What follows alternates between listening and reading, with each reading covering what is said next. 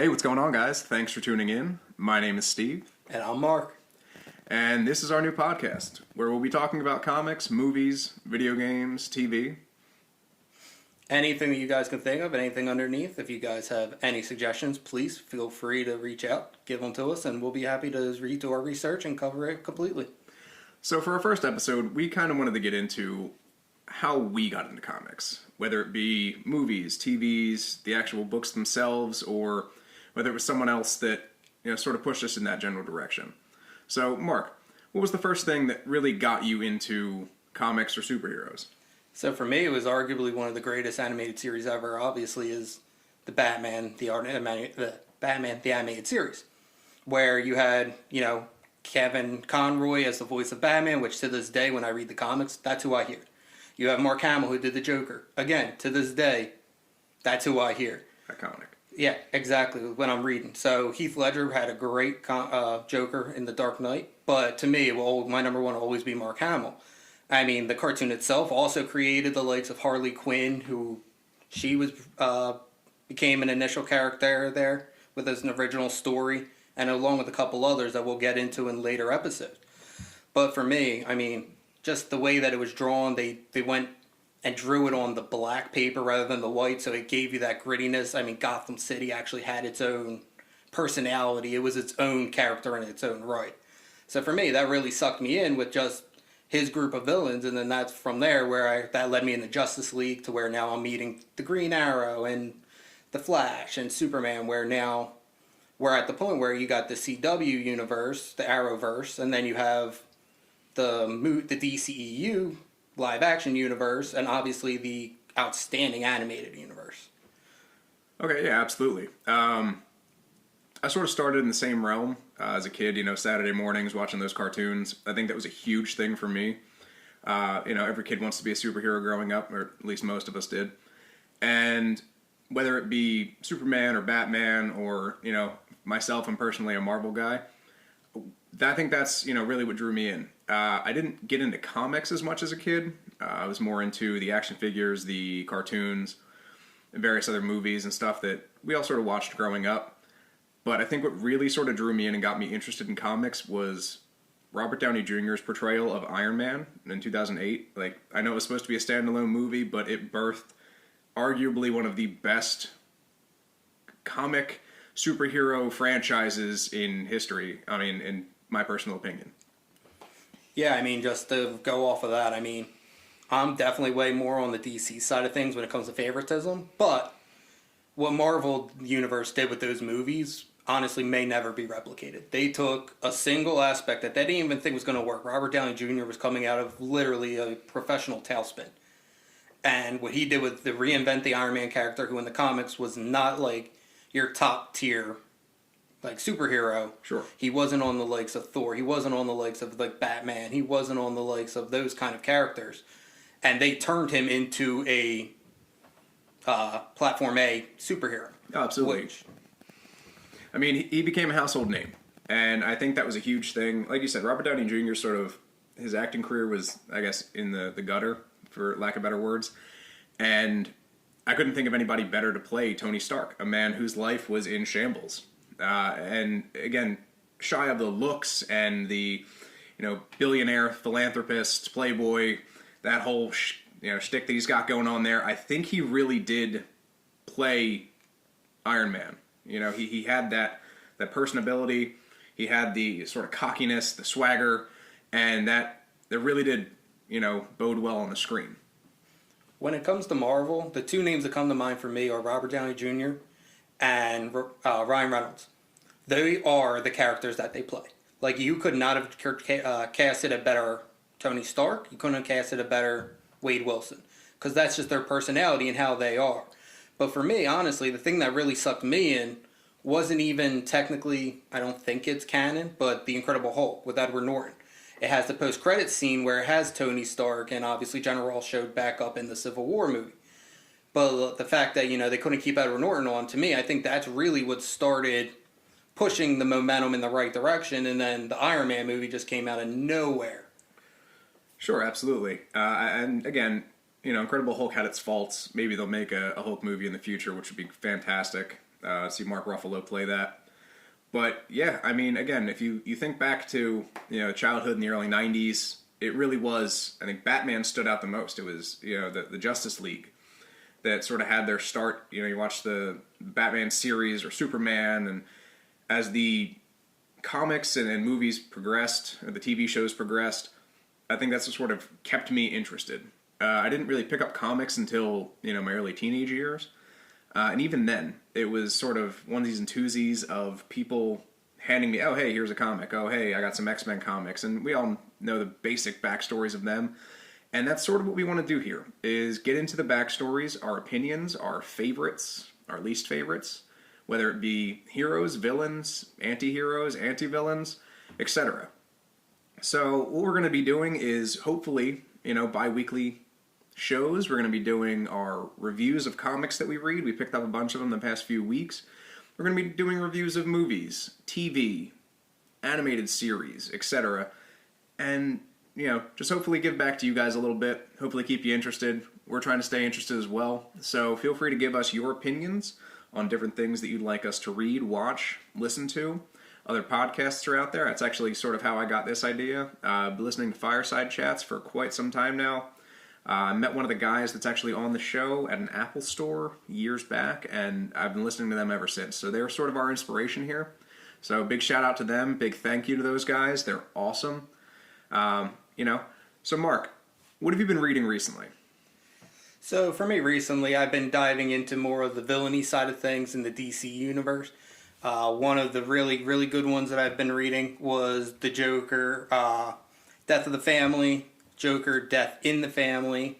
Obviously, the Forever Evil Arkham War series, which is where you can see Bane actually take up the mantle of Batman to fight the Rogues Gallery that he has going on because they're all fighting over Gotham.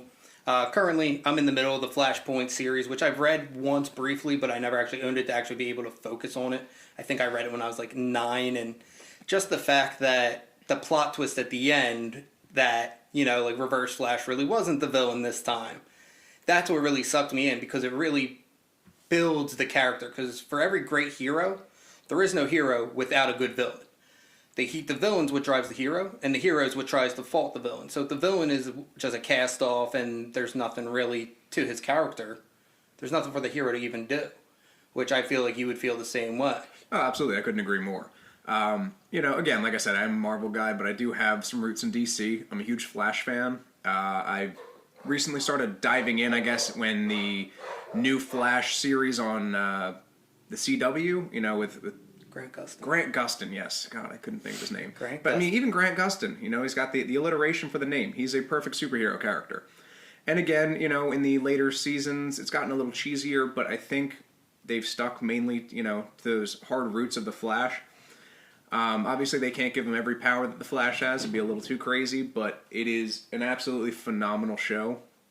I think it has a good sort of basis to it, and it has my favorite. You can call him a villain. I call him an anti-villain, Godspeed, because what he thinks he's doing is correct by killing all of the speedsters to siphon off their speed force, but, obviously it's murder. So, at the end of the day. But, what about you? What have you been watching or checking out recently? So for me, recently I've been getting into The Boys, like it seems like everybody else has, which is something that me personally I never got into. It's not Marvel, not DC, but that's one of them off-brand comics I was like, I might check out in the future. But for me, definitely started when Arrow came out. I know Arrow was the pilot for the whole Arrowverse, The Flash, Supergirl, Legends of Tomorrow. Like, that's what sucked me in, because a lot of people complain about it because, the villains are Batman villains. You got Deathstroke, Ra's al Ghul, so on. But the way that they drive the story along and hit all the plot points they need to hit works perfectly. Yeah, absolutely. I think what Oliver Queen or Stephen Amell, yes. The Amell brothers did phenomenal in the Arrowverse. Mm-hmm. I think it was a huge thing. Again, Oliver Queen in the comics and in the TV series is more of a funny, laughable type character. But I think after the first season, I was really drawn in just due to the darkness of it. I know it was sort of aimed at younger kids to begin with. Obviously, it's a CW show. But I think they realized quickly that it was more comic book fans that really kind of got drawn into the show. No, yeah, 100%. For me personally, I liked how they went with the Marlin storyline in the first season, but what really dragged me in was I was a Spartacus fan. And when they started teasing the second season, it's like, oh, here comes Deathstroke, who for me is a personal favorite on any line. You got Steve Manganiello and the DCEU about to pick up that mantle if they actually comes to fruition. But when they announced Manu Bennett, and then just the presence he had on screen, like obviously in Spartacus, he as what was his oh my god, what was his character in Spartacus? It's a good question.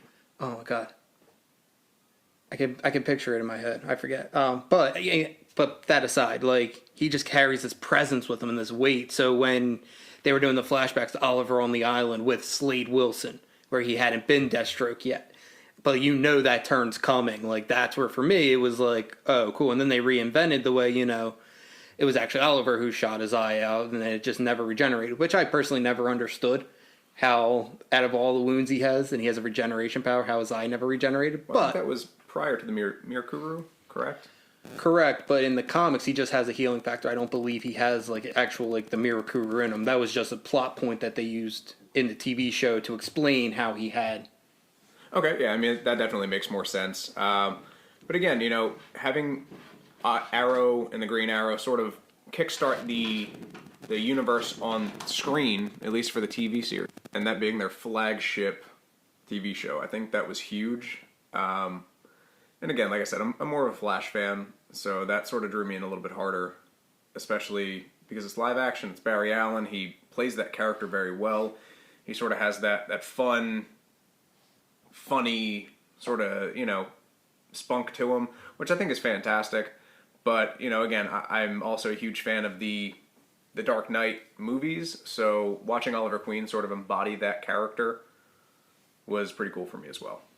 No, absolutely. Like the key points of those seasons to keep your eye out for, like the most common, accurate portrayals of those characters, are the team up ones, where the Flash teams up, Grant Gustin teams up with Oliver Queen, the Green Arrow, because there's like little nuances that they put in the show to where in the comic, like the Flash sometimes takes his speed for granted, so he doesn't plan out everything to where the Green Arrow is almost Bruce Wayne, like he's calculating every move he's making.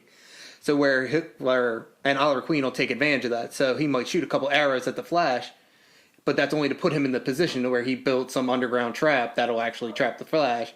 Because then the Flash starts bragging, and then boom, Oliver's back on top. So it kind of keeps that like to keep each other in check really well in that universe. Absolutely, and I think that their progression and seeing them sort of come into their own is huge. Again, we just had, what was it, Crisis on Infinite Earths, and the, Final Crisis crossover this past year.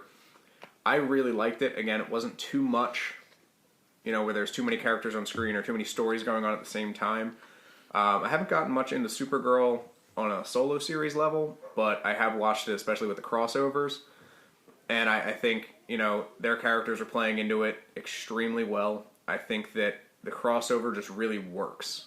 Have you seen the new the Crisis series? I have not seen the Crisis on Infinite Earth crossover yet, but that's definitely on my watch list. I've been a little bit behind on those shows. Supergirl I started to get into, mainly because they're actually doing a live-action portrayal of Martian Manhunter, which that's actually a really hard person to do. And, I mean, there's rumors that he's already in the DCEU, and there's certain plot points that people say, like, oh, that's actually him, like in Man of Steel.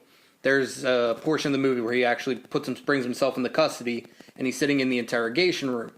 And he's just sitting there handcuffed, which everyone knows he can break out of him. But outside, behind the mirrored glasses, the general, and then there's two soldiers behind him. And when Superman stands up and breaks the cuff, the two guys jump back, but the one lower level soldier just kind of stands there, like he knew it could happen. A lot of people are saying that's actually Martian Manhunter, and he knows, obviously, from being from Mars, he knows of other species out there, so he would know of Kryptonians and what he's actually capable of. And I always found that to be, if that's true, good on you, DC. They're planting the seeds early, just like Marvel did with Thanos. At the end of the first Avengers movie, it was only a 15-second cutscene that set up a movie 26 movies down the line. Oh, absolutely. And I think the Easter eggs are the things that sort of keep comic readers and the people that are more interested in, the actual true, bare bones storylines really involved. Those Easter eggs in whether it be the TV shows, the movies, the animated series, etc. That's the thing that I look for personally. Even if I'm just browsing through YouTube, I love checking out the things that other people have seen that I might have missed, and vice versa. I really do enjoy seeing how Kevin Feige sort of drops those hints in there for future movies. Again, like Mark said, in the first Avengers movie, they really did set up something that was years and years and years away. But again, it worked out so well. Obviously, Thanos, we watched him change color a little bit, and that's quite all right because of creative differences, etc. But hey, I mean, it's something that Marvel knew that this was their end goal. Endgame was going to be it. And obviously that's not going to be the end of the Marvel Universe, but it was the thing that sort of, culminated from, again, 10 years, which is insane to think that 10 years ago was when at this point it's 12 years ago, the first Iron Man movie came out. Yeah, I mean, for me, Iron Man, it was very, very good change for me. Because obviously, you're coming off of movies when the superhero genre started to get too campy for me. Like, for me personally, I think that they could have did an awesome job with the Batman Forever and Batman and Robin series with George Clooney. They could have had a great lineup. Like, you had Jim Carrey as the Riddler, which if they took that a little bit less campy, that could have been a great character. You had Tommy Lee Jones playing Two-Face. Arnold Schwarzenegger, who could have actually been an imposing and damaging Mr. Freeze, similar to what we got from The Dark Knight Rises with Bane. So, for me, I'm glad to see that Marvel was able to not only ground it in reality to an extent, because obviously you have Guardians and all that, but with that first Iron Man movie, I mean, you had the Ironmonger, I believe is the actual villain's name. Yeah, the Ironmonger, absolutely. Ironmonger, I'm sorry. The Ironmonger. The fact that, that's something I could really see a government coming up with a suit like that in the future. That wasn't anything super crazy. Sure, and the thing I liked about it is they sort of stuck to the original, Iron Man sort of come-up story of him being stuck in a cave and creating the suit from, obviously his own weapons. And that was his sort of come-to-God scenario where, hey, this is exactly what I didn't want to happen. I'm a warmonger, and I have all of these things that are out in the world, and now they're actually causing destruction for innocent people. So he realizes quickly that it's not what he intended on, and now he wants to be the better person, and he wants to sort of, come out of the darkness and say, hey, it's time to sort of step it up and become the good guy. Right, and earlier in this podcast, we kind of talked about, Robert Downey Jr. and how his career kind of took that downfall, and I felt like that merged really well with the story they were telling with Iron Man. So not only were we seeing Robert Downey Jr. kind of fighting his demons to come out and be, a good guy again and everything like that, but you're seeing that actually in him bring that realness to Tony Stark. So he's realizing, oh, my dad sold all these weapons, I took over the weapon company, but now I realize that we're actually doing backdoor deals with terrorists, so now I'm using my suit to battle myself, really. Because that's what really draws him in, was when he was taken hostage and he sees all the Wayne Industries, Stark Industries boxes and stuff. So I really like the way that they ran that storyline. And some of the sequels to Iron Man weren't that great, but what it did as a stepping stone for the whole universe, because then at the end, it's Nick Fury and he's putting together the Avengers Initiative. And anybody who knows comics are like, oh, Avengers? So that means that we have some really good things in store.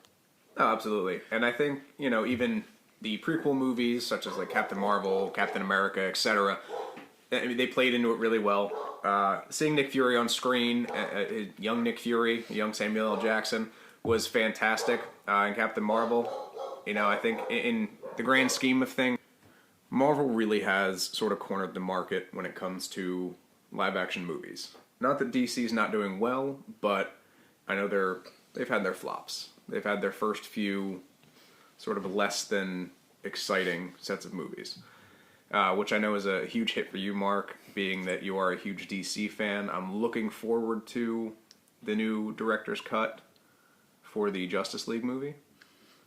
No, absolutely. I'm super excited for that. And while yes, Marvel definitely has cornered the market on the live action, I'm someone who I like to take the positive out of everything, and I actually enjoy Batman vs Superman: Dawn of Justice. However, there's an asterisk next to that. It has to be the full uncut version. If you watch the theatrical version, they cut way too much out for the movie to make sense. When you watch the full-scale movie, you actually see Lex Luthor making moves behind the scene to pit Superman against Batman. To where, in the theatrical version, those scenes get cut out. So when the reveal comes, it's not as powerful as it used to be. Obviously, Man of Steel, it had its rights and wrongs, but the thing that people really got to realize about that, too, is, that was Superman's first encounter, as him being Superman. So while, yes, Superman would never break General Zod's neck, it's when an immovable object hits an impossible force, what are you going to do in that moment? And the fact that they took it that direction, and they had that be the outcome that he kills Zod. I like that, because Superman's still learning. He knows that no matter what he does, Zod's just going to keep coming. So, that was a force that he had to take out. The thing that upset me, and at first I got really excited for, though, was Doomsday. Because, obviously, once you kill him, you can't kill him the same way again and again and again.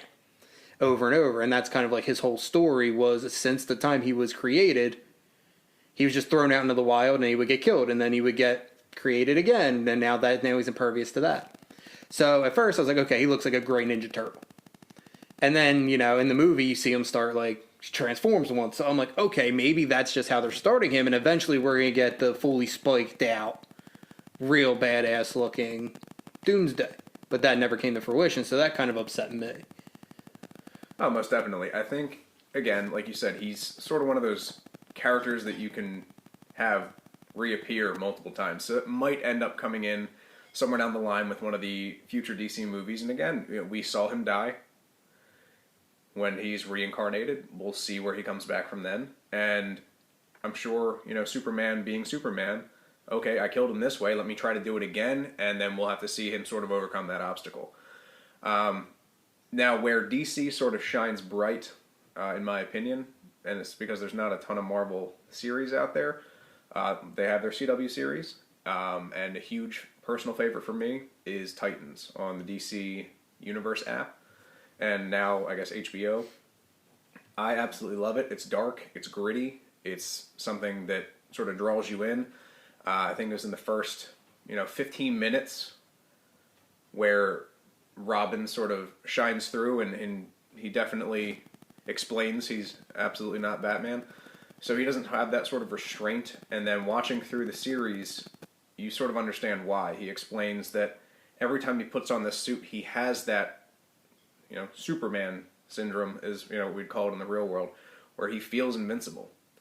So it's watching his internal struggle and then diving in more season 2, which the first episode of season 2 definitely should have been the end of season 1, but we'll get into that more later. I think its potential to cross over with the CW series is greater and greater, which would be phenomenal, in my opinion. To sort of have a Young Justice style, live action series. But, again, we'll see where that goes. You said you haven't watched Titans yet, correct? Correct. Not yet. I haven't had a chance to dive in. Okay. Yeah, and that's definitely something, again, personal favorite as far as live action series goes to look at. Doom Patrol is something I want to get into next now that I have the ability to sort of sit down and watch it a little bit more. I know you said you were definitely interested in that as well. Oh, yeah, no, that's definitely one. But for me, recently, I just go back and, like you alluded to, Marvel has the live-action universe. DC's animated universe is light years beyond what Marvel ever was, and I honestly think ever will be. Outside of maybe was it Amazing Spider-Man was the cartoon, or was it Ultimate Spider-Man? I think the original was the Amazing Spider-Man. Yeah, so outside of, the Amazing Spider-Man, but, you just look at the movies DC's produced animated-wise, you have... there's the new one, I think it's called Deathstroke, Dragons and Tales or something. Then you have Under the Red Hood. You have Flashpoint Paradox. You have Batman vs. Teen Titans vs. Justice League. You got Batman vs. Robin. You have all these movies to where they can get a little bit grittier, and it's actually a better way for me because one of my favorite game series of all time is the Arkham games. Like, there's just so much packed into those games that I've played the game now 6 times in a row. And I'm still picking up on little nuances that you figure out. So, like, in Arkham Knight, you'll be flying around the city, and you might see a sign for, like, LexCorp is in the game itself. Like, the building LexCorp is in there. You can see, like, Central City. You can see West City. You can see all these other superheroes, like, where they're from, actually in there. And, I mean, just the way that they can pack so many things in there, I would love to see a full-length movie with like those kind of details, because you can make a Superman look great using those kind of graphics to where it's harder doing live action. Sure, absolutely. And I couldn't agree with you more that they've sort of cornered the market on animated movies and animated series. It really is, something like Flashpoint, again, because Flash is one of my favorite superheroes, ever. It was a great thing to watch. I'm actually going to be reading through it pretty soon, the comic and the storyline. But again, watching the animated version of it, it really sort of delved into a world that I hadn't exactly, known before. CW did pretty good with the Flashpoint in their actual show with Grant Gustin as well. Not as gritty as the animated movie, but again, still an amazing homage to the originals. And speaking of video games, I'm super excited for the Marvel game that's coming out, the Avengers. I know obviously none of the original characters are going to be voiced by the actors in the movie, but I think they still have a star-studded cast of people that are going to be doing the voiceover acting. And I mean, the game looks great. I'm waiting for the initial reviews to sort of come out before I, dive into it and actually start playing it. But I think it's one of those games that is going to have the ability for future expansion, and it's going to have the replayability as well. Yeah, no, I mean, what Marvel's doing, honestly, I think they're trying to come up with their own similar series to the Oracle games. But to touch on what you said, though, about the Flash on CW doing the Flashpoint, for me, I'm kind of not against it, but for me, I was hoping that that's something they could have made a whole season. Absolutely. So, for me, I would have loved to see, okay, so this got changed at the end of season 1. Now all season 2 is dealing with that outburst, with obviously the final solution. But it's also hard to do because they don't have all the key features they needed. You don't have a Wonder Woman and an Aquaman to where they're the two pivotal points that you're trying to stop through that whole storyline. Wonder Woman takes over the UK, but he makes a new Themyscira. Aquaman sinks half of the UK fighting her. Like, that's the real driving force to the plot, and the fact that the show didn't have something like that on that grand of a scheme kind of offset me. Sure, absolutely. I mean, little things in there were changed. Obviously, they can't change a ton of the, big things from the TV show because they can only do so much. But John Diggle, his daughter is now a son. And again, that is a driving force in there. When they, do the flash forward to the future in Arrow, he becomes the new Green Arrow, which, little things like that, I think, is a big deal. And again, it's just Oliver doesn't really know what's going on. Diggle doesn't really know what's going on, but Barry is fully aware that he has changed the future, or I guess in that case, the present. So, yeah, I mean, while they couldn't necessarily go into it as deep because they didn't have an Aquaman or a Wonder Woman, hopefully, if they do sort of bring those characters in for a live-action series, whether it be, something on DC Universe, or whether they bring... I mean, they already have Ezra Miller as the Flash in the Justice League. Maybe they bring that storyline into an actual movie, which would be fantastic to watch. Yeah, and that's something, honestly, that I'm really excited for is, God forbid, I hope the contract negotiations I've heard and Ezra Miller's attitude towards it is really off-putting the people, the higher-ups at DC. But if they can bring that together, it's really looking like his first solo movie is going to be a Flashpoint paradox, because they've already been talking to, oh my God, what's his name? Who played Thomas Wayne? From the animated from Walking series? Dead. Rick Grimes? No, the Bat. Oh my God. I can't think of his name. The actor. Oh my God. But, yeah, no, absolutely. I mean, that would be something we could definitely, check out when it does come out. I think, again, Ezra Miller played an interesting Barry Allen. They never necessarily called him the Flash in the movie, so to see him sort of come into his own would be amazing. So, really quick, actually, a fun fact. From what I've been reading, the way that in the movies he's going to get his name, the Flash, is from that interaction with Grant Gustin. Like, they're going to have Grant Gustin be the one in that crossover in Infinite Earth that impacts him to call himself the Flash. So it's like, I've always found that to be like really cool if that's the way that they're going to go about it. Because then they're acknowledging the multiverse. And when you acknowledge the multiverse, whether you're DC or Marvel, it opened up doors for any kind of continuity storylines that you could think of. Oh, absolutely. And I think the bigger the DC universe gets, especially, again, if they're trying to rival Marvel, the better it's going to be.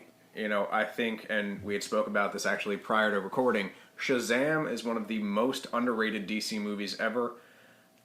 Zachary Levi, just his character, him himself, not even playing the character, he has that sort of fun, funny, childish nature to him. So for him to actually play, a teenage boy in an adult's body, I think he nailed it. Absolutely. For me, the Shazam movie is probably the second best DC live action that's come out, with number one being Wonder Woman, just because for me, Wonder Woman was a wonderful period piece movie that had a superhero in it. Like, she wasn't the focal point through a lot of the movie, the war was. But then it was how did she impact it. Then you have Shazam, where they do go a little bit grittier, like the villain has the 7 deadly sins, and I mean, there's some gruesome moments with them, like in the office building, where literally they just shred the entire corporate people apart. But he still keeps that fun and exciting, and the kind of like the kid inside of him truly comes out. Like, the guy's starting to do his monologue, and they actually acknowledge it. He's like, "You're not really going to do a monologue, are you? Like, why are you telling me your plan?" Like, that's something the kid would say. Like, why are you telling me what you're doing? Oh, absolutely. And, again, great movie. It sort of mirrored the comics, at least, in my opinion. He has that sort of, childish nature to him. I guess is the best way that you could put it. But yes, in my opinion, definitely one of the top 5 DC movies as well. I look forward to Wonder Woman 84, correct? That's the new movie? That's going to be the sequel, yep. I'm excited about that. It has a very Thor Ragnarok feel to it, where it's going to be, again, based in the 80s. It's going to have that style of music, that sort of background, which for a lot of the people that are watching these movies now, whether you have kids, whether you're watching it for yourself, that's the era that you grew up in. So it's a little bit more relatable, a little bit easier for you to sit down and say, hey, I recognize this kind of stuff. So that's something that I think Marvel did really well, and DC is now starting to adapt it, which is huge, and that's going to draw more people like myself who are Marvel fans back into the DC realm. Yeah, I mean, for the next phase of the Marvel movies, one that I'm really intrigued to see what the direction they go is Thor, Love and Thunder. Because Natalie Portman's coming back and supposedly going to be taking up the mantle of Thor. But, there's so many other people that have wielded the hammer that they could go with, and especially now with him being with the Guardians out in space, like, how are they going to loop it all together? And that's where I want to see, like, where they take that storyline, because you already have Cap's gone now. You have Iron Man's gone now. Like, I'm assuming that Black Widow, she's gone. Then you have Hawkeye. I'm assuming he's going to go back into retirement after the events of Endgame. So, for me, like, we're starting to leave those initial ones, and now we're coming in and we have, the Wasp, we have Valkyrie, and we have this female-pushed cast going forward. So I'm wondering, when Natalie Portman picks that up, where her place is going to be in the universe. Sure, absolutely. And obviously in Endgame, Pepper Potts pick up her, quote-unquote rescue armor, which, again, they made it a little bit more on the offensive side for the movie, which I think fit really well, whereas her initial set of armor for the comics was mostly just meant to help rescue people. It was supposed to be defensive only, or mostly defensive. I look forward to what they do with Hartley, which is the kid from Iron Man 3. He was one of the Easter eggs in the final death scene, or I'm sorry, not the final death scene, but the funeral scene for Iron Man. So maybe he's Iron Lad. I know they've gone with a new direction, Iron Heart, in the comics as well. So I'd like to see what they're going to do with that. As Guardians of the Galaxy is going to be amazing. Like you said, Love and Thunder. I look forward to seeing what they're doing with that. And now they have on the Disney Plus app all of the Marvel TV series. WandaVision and the Falcon and Winter Soldier. So they have a bunch of storylines that are going on in the background that hopefully tie in. Sadly, they sort of missed the mark with the Agents of S.H.I.E.L.D., which I thought could have been so amazing to play directly into the movies. The in-between series that, Iron Man just finished. Now we're waiting for Captain America to come out. Now I'm going to watch Agents of S.H.I.E.L.D., and that's going to be sort of my in-betweener. But they haven't really crossed over too much, shy of Phil Coulson, which I thought was an awesome thing to see, on a TV screen, not just in the theater. Right, Agents of S.H.I.E.L.D. is a nice little twist. So I followed the earlier seasons to where it didn't initially line up, but pieces did. So you had the original Avengers movie where New York gets attacked. You would see news articles in Agents of S.H.I.E.L.D. talking about the fight in New York. However, they would never directly do it. I think Lady Sif was in one of the episodes. So you don't get Thor, but you get somebody in Thor's entourage. They bring characters like that. In later seasons, they bring in Ghost Rider. And they kind of bring in newer people. And that was really great to see. Because now it's that they're in the universe somewhere. Because the thing that I honestly loved with Marvel was the Netflix series. I loved the Daredevil series. I loved how season 2 of Daredevil then linked into the Punisher series. Which, that Punisher series to me is the best thing Marvel's done yet. Everyone can have their own opinion, but to me, that was that sucked me into Marvel the most. Because the Punisher is just such an intricate character, and the storyline that they wrote with him through the 2 seasons, it's nothing super powered. It's literally just one soldier going after another soldier. And that's something that, based in reality, something that could actually happen, and that's what draws me in when you don't have it's an entire CGI battle for the last hour of your movie. You can actually plan it in live sets. Sure, definitely. The Marvel series, I think, did really well on Netflix. They had Iron Fist, not Fish. The Punisher, Daredevil, Jessica Jones, where, again, some of them were phenomenal. Some of them sort of, I wouldn't necessarily say flopped, but didn't do as well. And, Luke Cage, the whole shebang that they had going on. I think they all did really well of tying in together. They had their crossovers as well. Defenders. Yes, absolutely. And just, it really sort of, again, maybe this is me being biased, I really wish they tied in more with the movies, but again, you can only do so much. I think the Endgame final scene was the most characters, quote-unquote characters, because a lot of them were CGI, on screen at one time, especially for any movie like that. Insanity. Just crazy amounts of work put into that. But, again, I really do, in the future, potentially would like to see something along those lines that sort of incorporates the TV series in there, now that they're going from movie to TV series with the WandaVision, Cap, and, Falcon Winter Soldier. So one rumor that I've been hearing a lot is that they are looking for a way to incorporate Jon Bernthal as the Punisher in the MCU. What I heard they're running into, though, is issues with the same that you run into with Deadpool. All of our Marvel movies have been PG-13. How are we going to bring these R-rated characters in? Which is something that I would like to see without them dumbing them down too much to the point to where it's not really the Punisher anymore. Sure. And now that Disney owns Marvel, we sort of kind of wait to see where Deadpool 2 is going to fall. Obviously, we know because Disney's not going to create the R-rated films as we've previously seen. I would love to see what their plans are for Deadpool 2. And then Deadpool's future in the Marvel Universe now that Stan Lee's gone. Right, and honestly, we haven't even mentioned it, but now that you have the whole Spider-Verse that seems to be coming together with one of the other movies, top superhero movies for me, was Venom. I love the intricacies that they put in there.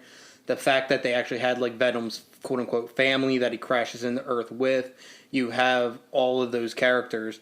But just the one-on-one that, Tom Hardy really did in that movie was phenomenal. So what he did was, first, he voice casted all of Venom's parts. Then what he did was wore an earpiece while filming the Eddie Brock parts, playing the Venom parts he did in his ear, so he's actually talking to himself in the movie, which I thought was bananas. And I was like, that is such a smart idea and so awesome that he took that initiative. Oh, absolutely. And, Tom Hardy is a fantastic actor regardless. If you've seen any of his films, he does really well. I think the fact that they brought it out to San Francisco now, so now they're on the West Coast instead of in New York, as to where the original Venom was supposed to be released. I think it's going to be an interesting thing to see the Spider-Verse sort of play into that. Again, we've all heard the rumors of Tobey Maguire and Andrew Garfield coming into the Spider-Verse with Tom Holland, which I think would be awesome. If they can figure out the things going on with Andrew Garfield. I know there was an issue with that, which is why they only made 2 movies. I heard Jamie Foxx's Electro was going to be in the new set of movies, which is going to be fantastic as well.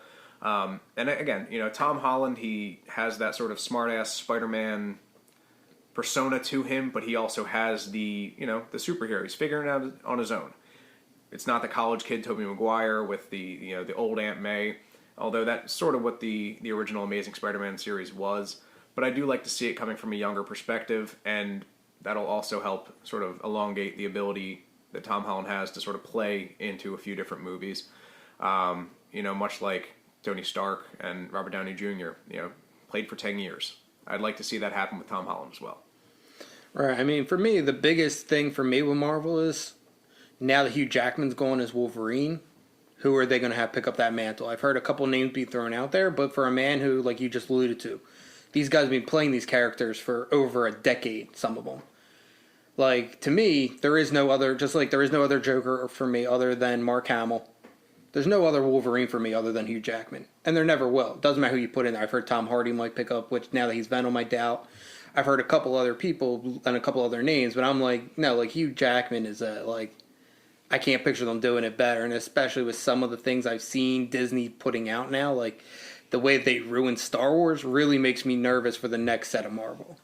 Absolutely. And, I would love if they, didn't kill Star Wars the way they did, but so be it. I've noticed Kevin Feige sort of does his own thing. Disney is at the helm, but Kevin Feige's definitely got his hand on the steering wheel. So I love the fact that they've sort of stuck to their guns and played everything out the way they're supposed to. At least in my opinion.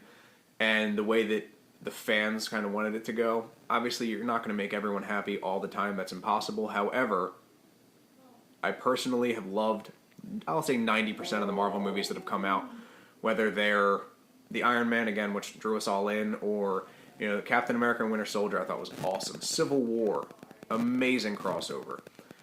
Big things like that. Obviously, we're going to have a Black Widow series as well, if I'm not mistaken, correct?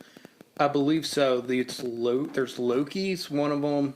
We have the Eternals movie that's going to be coming out where we're apparently going to get a young Thanos and learn more about his backstory on Titan. I believe there is a Black Widow series, or it's just the movie. I'm not 100% sure.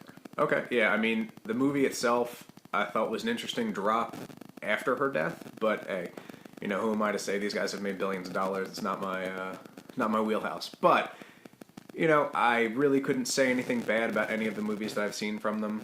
The Mandarin and Iron Man 3, not the greatest villain that they've ever released, but hopefully they recoup later with having Spider-Man sort of step up into that mantle that he's going to be the tech guru now.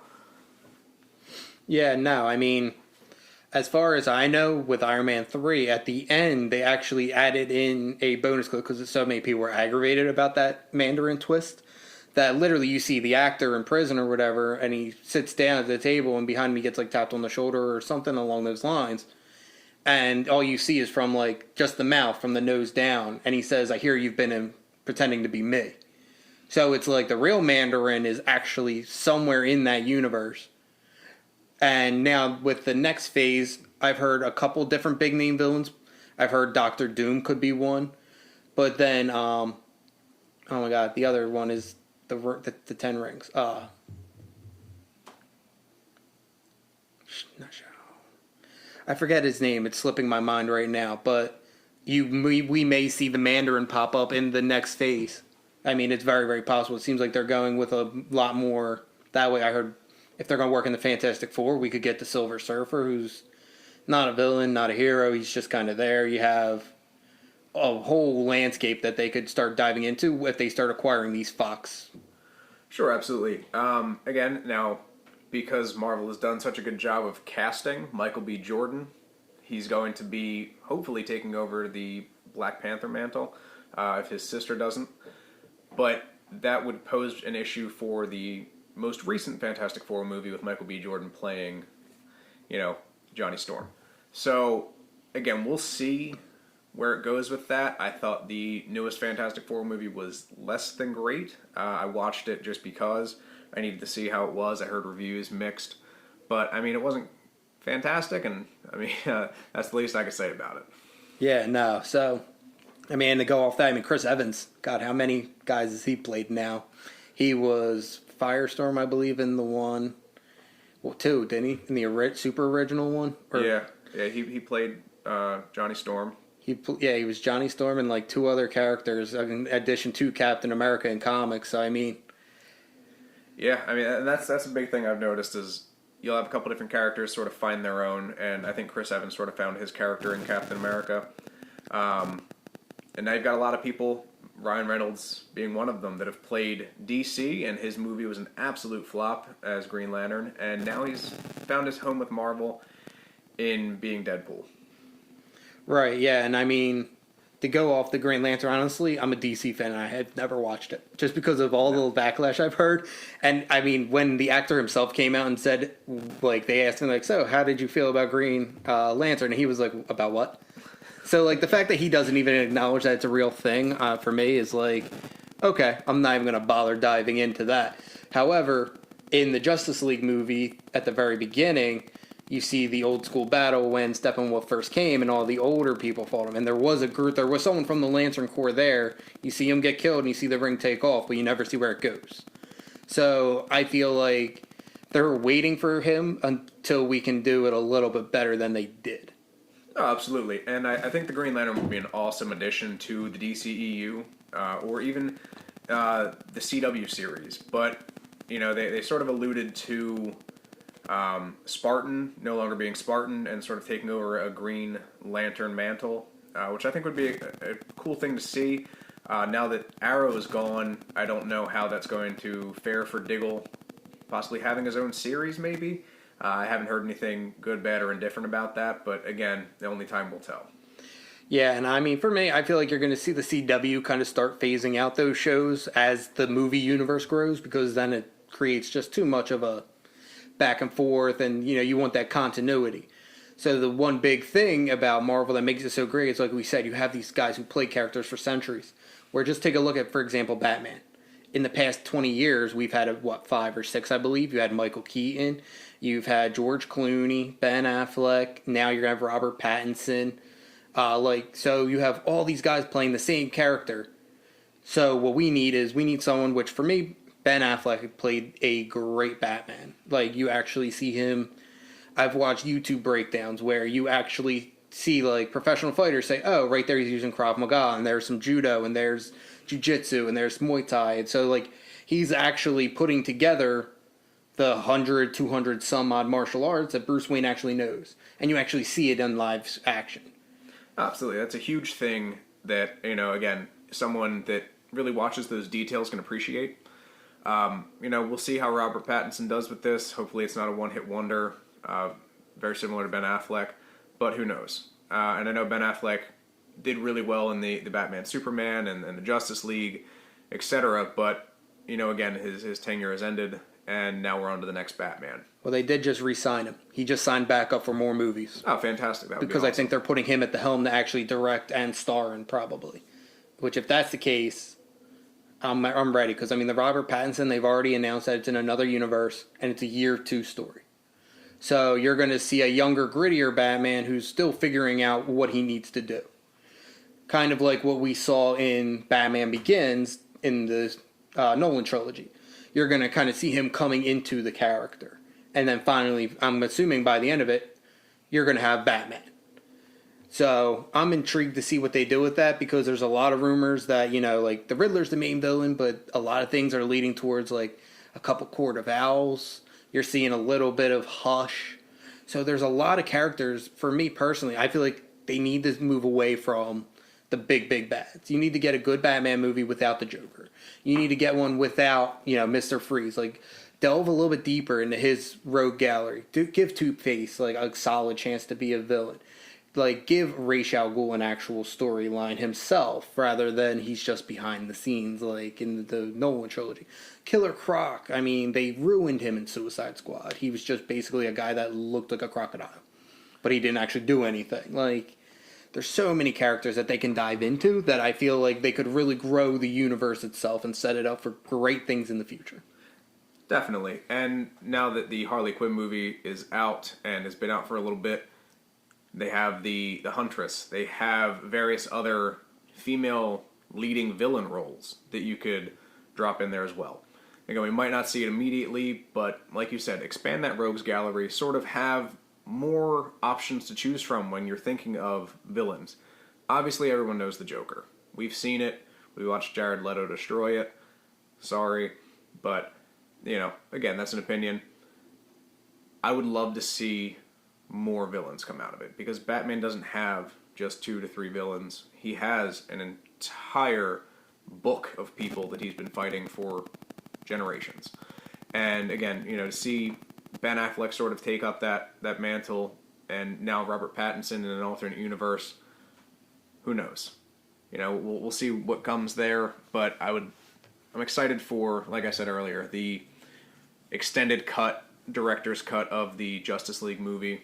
Get a little bit deeper into that. Hopefully it makes that a better movie. But yeah, I mean, what else you got to add?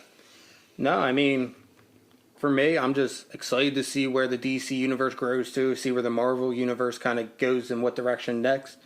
Because, I mean, when just in the first couple phases between the Thors, like if you watch Thor 1 to Thor Ragnarok, like you can see it's growing in itself to where some people love or hated the Dark World, but the Dark World had to be there to set up the Infinity Stones and all that.